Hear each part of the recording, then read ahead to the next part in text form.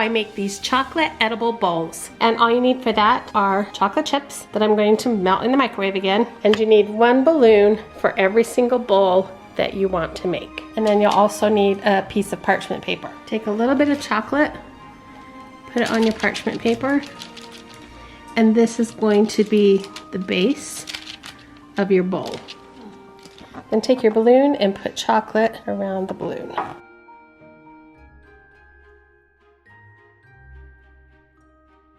Place it to rest on the base until it dries. Do that with all your remaining balloons. Like this one, I got a little bit too high up the balloon. Normally you'd want it about right there. This one would be a better height for a bowl, but everyone will still love to eat the chocolate. Okay, all of the balloons are coated and sitting here drying. I don't have room to put them in my refrigerator, so they're just drying here on the countertop, and I ran out of milk chocolate, so I had to do a couple of them in the white chocolate. Once your chocolate has set up, all you have to do is pop your balloon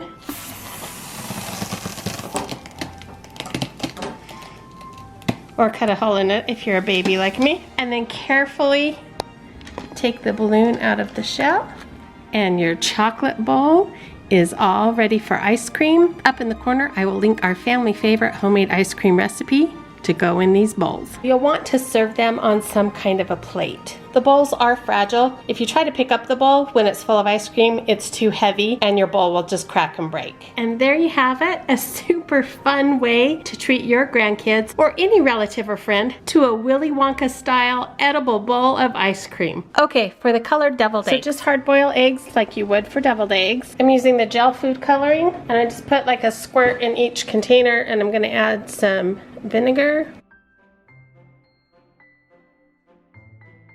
and then some cold water. And then I'm gonna just stir that up. When the eggs have hard boiled, I cut them in half, separate the yolks from the whites, just like you do with deviled eggs. Then I rinse these under some cool water to get all the spare yolk off. You don't have to, but I do because otherwise when you color it, if there's any spare yolk around here, it leaves it all bumpy and colored, and I just don't like the looks of it. So I rinse them off and then I put them in the different dyes. For the centers, I just use a fork to split up those egg yolks, add a little bit of mustard and some mayonnaise, and then I use my hand mixer to get it all nice and fluffy. Then I put the yolk mixture into my cookie press and I put it back into the shells. For me, it's easiest to prop up the cookie press inside a cup and then fill it from there. Okay, these have been in about 3 minutes.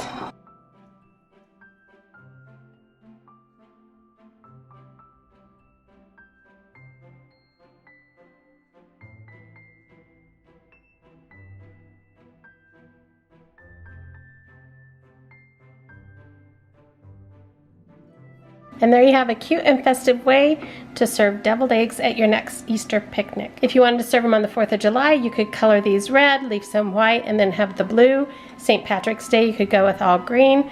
It's just a fun and festive way to customize these for the holiday. For the finishing touch, I like to sprinkle a little bit of the smoked paprika on top. In the comments, let us know your favorite things to make for Easter. As always, thanks so much for watching, and we'll see you next time.